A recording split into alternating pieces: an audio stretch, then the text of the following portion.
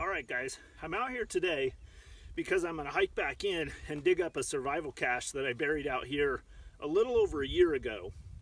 So this is one of the survival caches on the route to my Bugout location. And so it's meant to be a supplemental cache that I could grab along the way and give me some kind of critical supplies to help get me to my next cache along the way to my Bugout location. But this cache was a little bit of an experiment because I didn't use a special container. I just used a cheap food storage container that I got from the grocery outlet for a couple of dollars.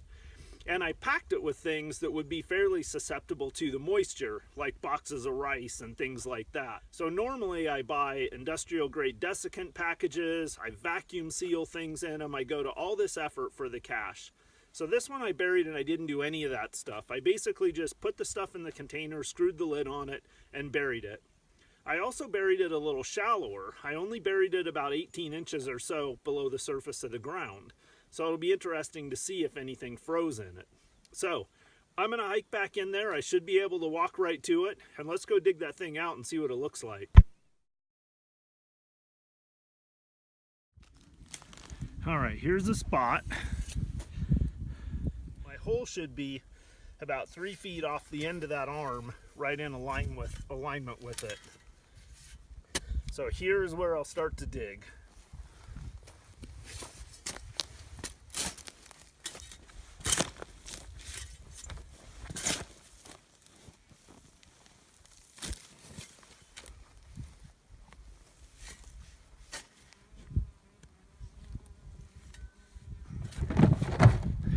It's coming out.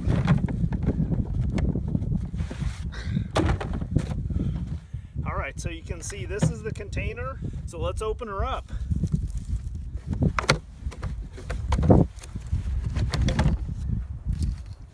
The moment of truth. Okay, everything looks good. Got some TP in a bag, that looks good. Some Mountain House meals, beef stew, chicken fried rice. They look good. The water doesn't look like it's been frozen. The seal's still good.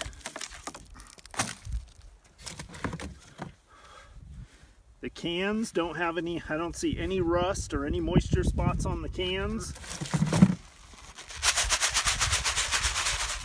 The rice is still loose, so it definitely doesn't feel like this has gotten moisture in it.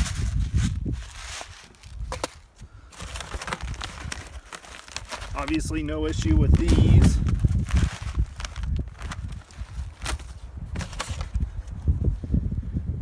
Peanut butter looks fine. Snickers bars, obviously good. Cup of noodle soup. No moisture in the cardboard. There's 3 lighters. They still work. Works. And works. All 3 of them work. There's scrambled eggs. Here's a Cliff Bar. It's still soft. Fruit looks good. Doesn't look like it froze. And Tropicana juice. Same thing, doesn't look like it froze or expanded. The lid sealed. So one reason I did this experiment was to find out if all the cost and extra effort I was putting into these survival caches that I'm burying out here was actually worth it. So by the time I vacuum seal everything, put the desiccant packs in there, spend more money on containers, all of that adds up to quite a bit. And you multiply that over 10, 15, 20 of these caches out here, and that's a lot of time and energy. So I kind of wanted to get an idea of what's the minimum prep I could do to drop a cache in the ground. What's the minimum prep and the minimum cost? I'm going to call this experiment a success in the sense that this definitely tells me that I don't need to put as much effort into preparing these caches as I have been in the past, at least not for a year. So what I'm going to do now is I'm going to move this cache from a 1-year location to a 3-year location. And if I'm still on YouTube 3 years from now, I'll dig it up again in 3 years. So coming up in one of my next videos, I'm going to actually bury a rifle and some ammo for it. And I'm going to do kind of the same thing. Do the minimum amount of prep and bury it in the minimum amount of covering that I can, just to see what happens. So stay tuned for that video.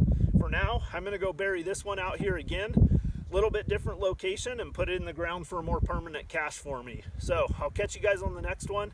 As always, thanks for watching, commenting, subscribing. Look forward to hearing your feedback, and I'll catch you on the next one. Coyote Works out.